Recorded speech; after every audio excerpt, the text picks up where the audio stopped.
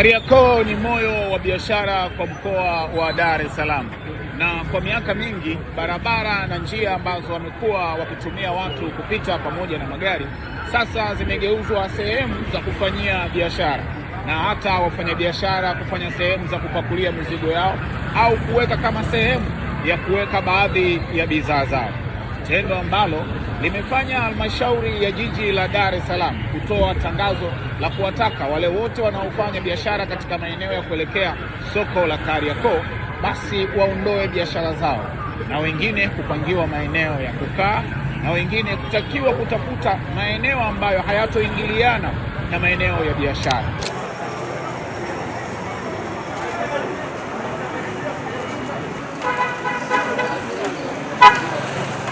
Ikumbukwe, maagizo yalitolewa na Rais wa Jamhuri ya Muungano wa Tanzania Daktari Samia Suluhu Hassan wakati wa ufunguzi wa soko kuu la Kariakoo. Hatuna budi kuwa na mpangilio mzuri wa maegesho na njia za kusafirisha, kupakia na kupakua mizigo. Hili nalo ni muhimu. Kutakuwa na magari yanayokuja kushusha mizigo kutoka mikoani, kutoka maeneo mbalimbali, lakini pia kutoka viwandani, sababu bidhaa za viwanda zitauzwa pia hapa. Yapangiwe muda maalum wa kuja kushusha mizigo. Tumesema barabara zinatakiwa ziwe wazi, lakini vile vile kuna maguta ambayo yatakuwa yanasafirisha bidhaa zinazonunuliwa na wateja kupeleka kwenye magari yatakayowekwa maeneo maalum ambayo magari yatakuwa yamepaki. Kwa hiyo maguta nayo yapangiwe utaratibu maalum wa kuweza kuingia na kutoka sokoni. Kwa watoto wangu wa bodaboda ambao aidha wataleta wateja au wataleta wafanya biashara huku ndani, na wenyewe mpangilio wao ujulikane. Hakuna mtu ambaye anatakiwa kukosa fursa zinazotokana na soko hili.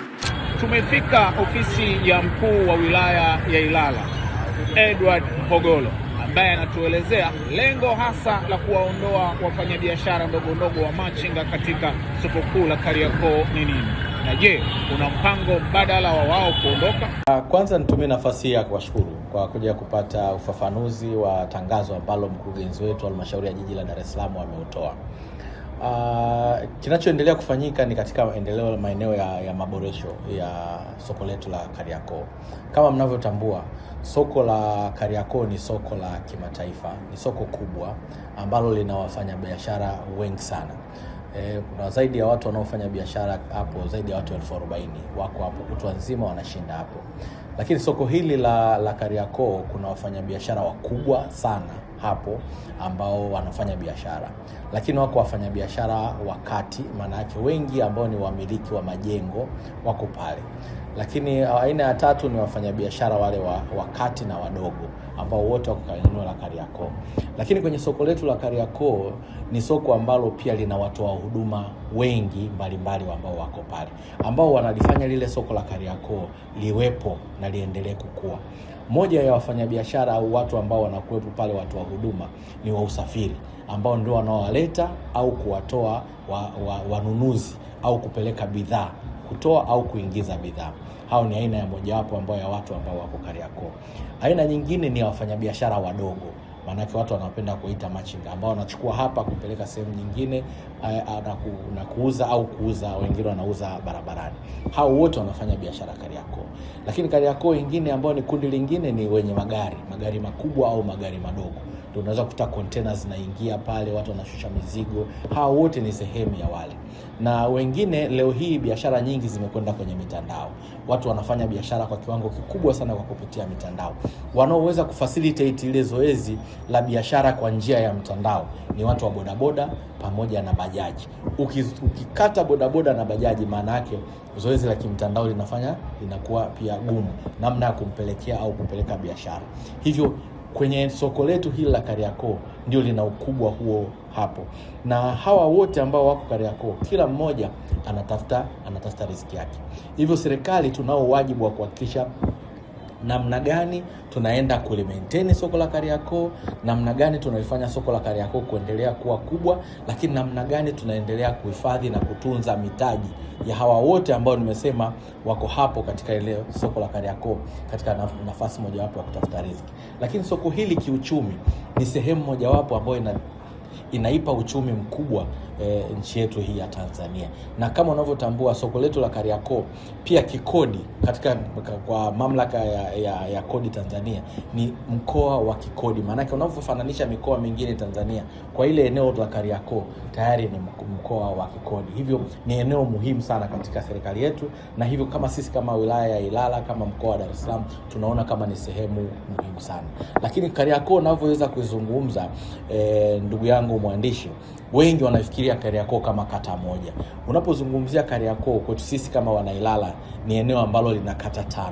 Maana yake kata ya Kariakoo yenyewe, kata ya Jangwani, kata ya Mchikichini, kata ya Mchafukoge, kata ya Gerezani ambapo pia ni sehemu ya hapo, kata ya Jangwani, zote hizi unakuta ni sehemu ya Kariakoo. Hivyo unavyozungumza Kariakoo ni hiyo. Hivyo kwa hiki ambacho tunakwenda kukifanya ni kwamba tunaifungua Kariakoo kwamba iwe rahisi na rafiki kwa kibiashara.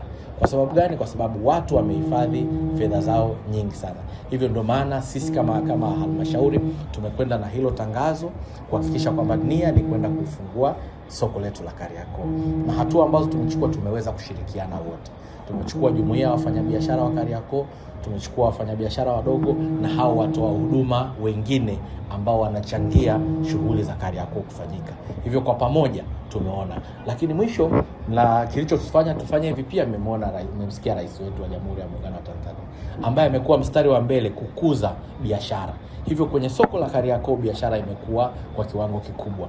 Na Mheshimiwa Rais alipokuja kufungua soko lile la Kariakoo pale, moja ya agizo ambalo alilitoa ni namna gani tunaweza kwenda kuwapanga. Alitupa maagizo kwamba tuone namna ya kwenda kuwapanga hawa wote katika eneo la Kariakoo ili biashara ziweze kufanyika vizuri.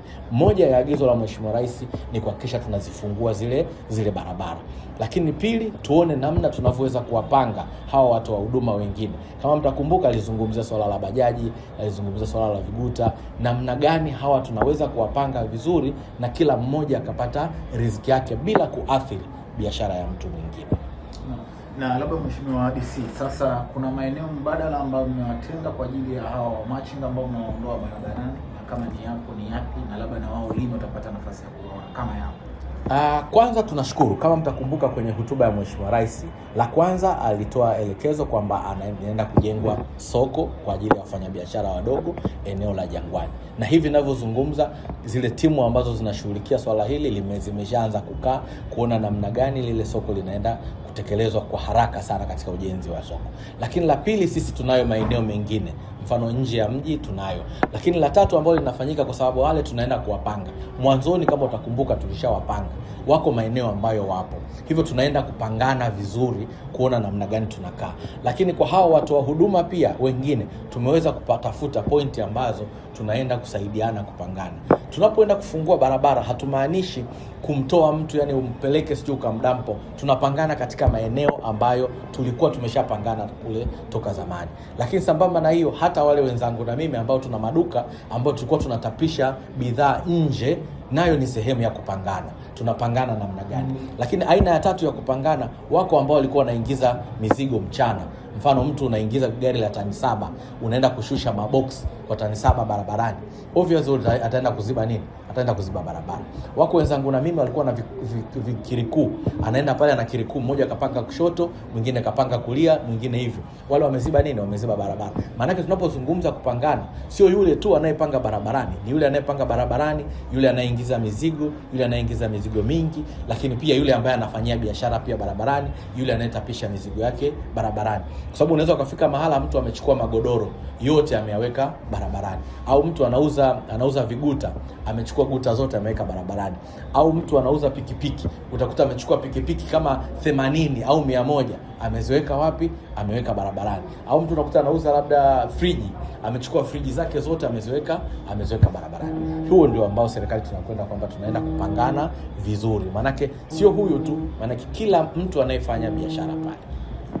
Na je, kutakuwa kuna muda ambao umeutenga kwa maalum zoezi litakuwa limemalizika kuonyesha grace period? Ni kweli hakuna zoezi ambalo halina mwisho.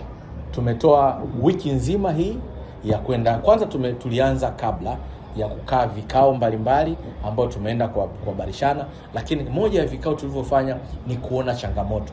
Tulishaenda hapo Kariakoo, tukatuma drone zikaangalia changamoto zote za Kariakoo, zote zilizokuwepo Kariakoo.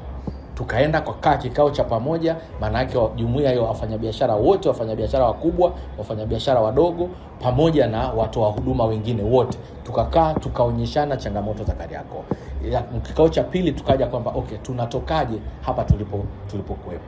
Hivi tulivyokuwepo katika hii wiki ni wiki ya kutoa elimu. Baada ya kutoa elimu, kwa maana tunatoa elimu na hatua mbalimbali zinaendelea kuchukuliwa na jumuiya mbalimbali. Kwa kweli kwenye hili nitumie nafasi ya kuwashukuru sana jumuiya ya wafanyabiashara ambao na wao wameanza kuchukua hatua kwa kuwafahamisha baadhi ya wafanyabiashara ambao na wao wanatapisha mizigo yao nje mpaka barabarani. Lakini pia na hao wafanyabiashara ndogo na wao wameshaanza kuchukua sehemu ya hatua.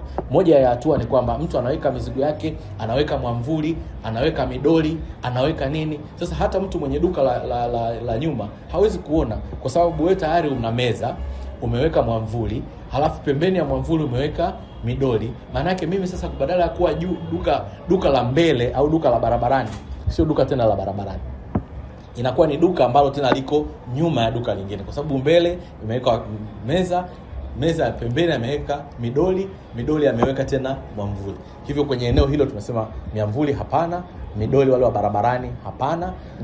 Magari tumeshakubaliana, magari tutafanya kuanzia saa 2 usiku mpaka saa 2 asubuhi. Yale magari makubwa yanayoshusha mizigo yatakuwa yanashusha usiku. Wale ndugu zangu wanaouza matunda barabarani, wale wanaopika barabarani, kwa wanake moto hapana Kariakoo. Unaona, haya yote maeneo ambayo tumekubaliana kwamba tunakwenda. Au wale wenzangu na mimi ambaye anakwenda anachukua eneo, anaweka pikipiki au anaweka guta au mabodaboda, na hiyo pia tumesema hapana. Guta, bodaboda zitapangwa mahala ambapo eneo kituo chao kitakuwa kimesajiliwa na idadi yao itakuwa imefahamika. Kutathmini zoezi mtaenda mpaka zoezi ndani ya mwezi huu leo limekamilika, ili Kariakoo irudi kuwa Kariakoo nzuri.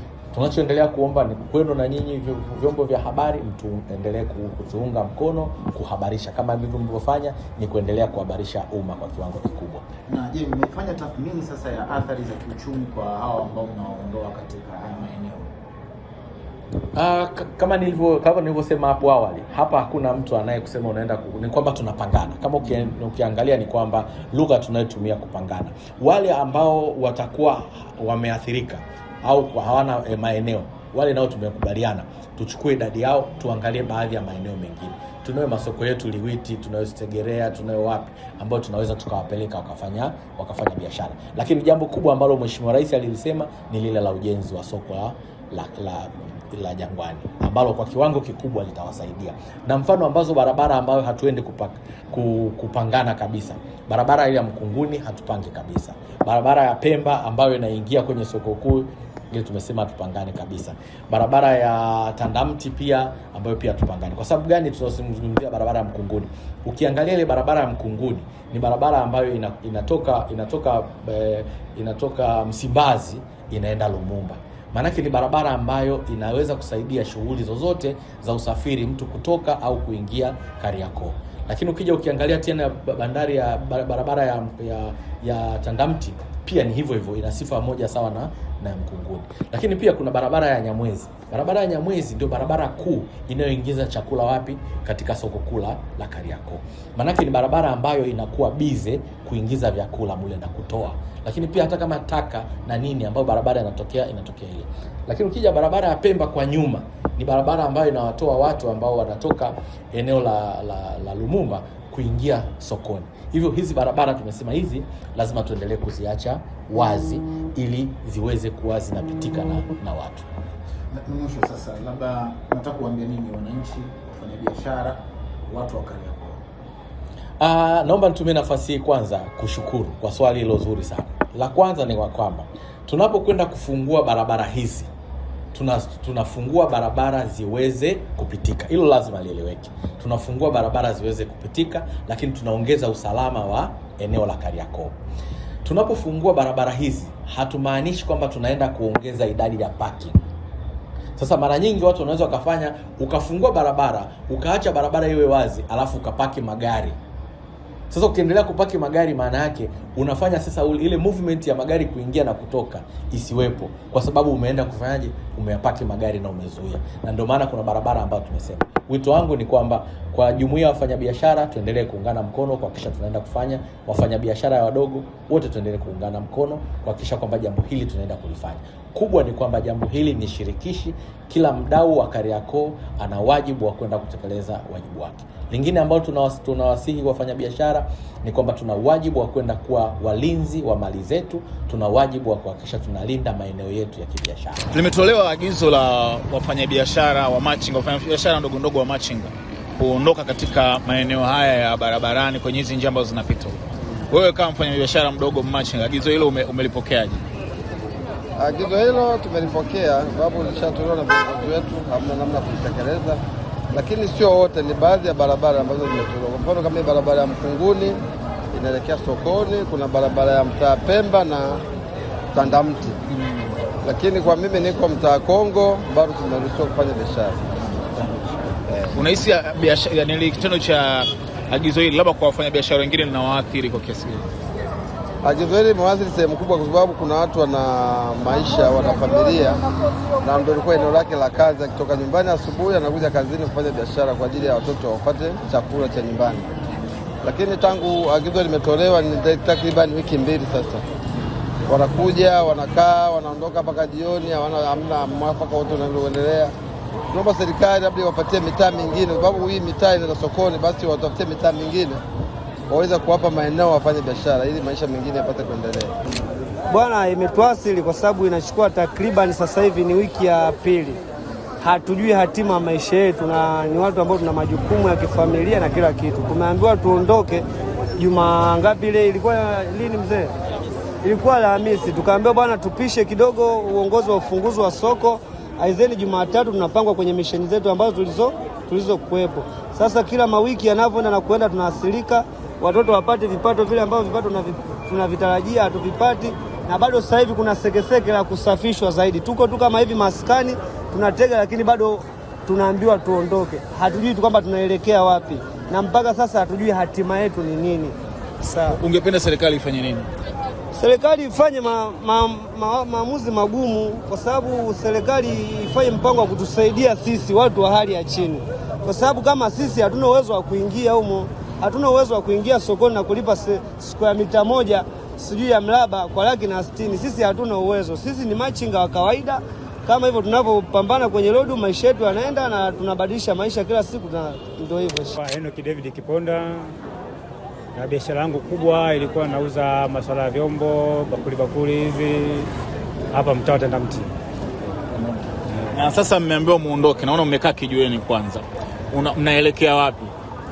Yaani toka tulivyoondolewa mpaka sasa hatujui hatima yetu ya kwenda kokote. Hatujaambiwa tunaenda wapi. Bado mpaka sasa tupo hapa na hatuelewi tunafanya nini, na biashara zote tushafungia ndani, meza tumetoa tumeweka ndani. Hapa tulipo hapa mpaka leo kama hii tayari ishafika kama wiki. Hatuelewi tunafanya nini mpaka sasa hivi. Na labda mmeambiwa mnatokea mwelekeo wapi baada ya hatima ya hapa? Yaani bado hatujaelewa mpaka sasa hivi, hapa hatuelewi chochote mpaka sasa hivi. Tumekaa tu hapa mpaka sasa hivi hapa. Wote tumekusanyika, wote tunafanya biashara hapa Tandamti. Mpaka sasa hivi hatuelewi. Asante sana. Shaka, wewe ulikuwa unashughulisha na biashara gani? Biashara ya vyombo hapa, tao hapa. Tunaweza tumetoa mpaka leo ili inafika wiki ya pili nadhani. Hatujapewa maneno yote.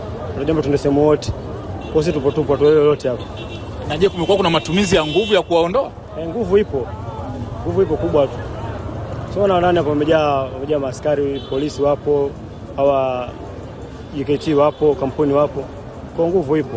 Kariakoo inahitaji barabara wazi, lakini pia inahitaji riziki kwa maelfu ya watu. Swali kubwa linaendelea.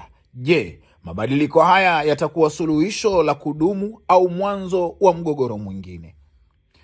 Mimi ni Pasco Mwakioma.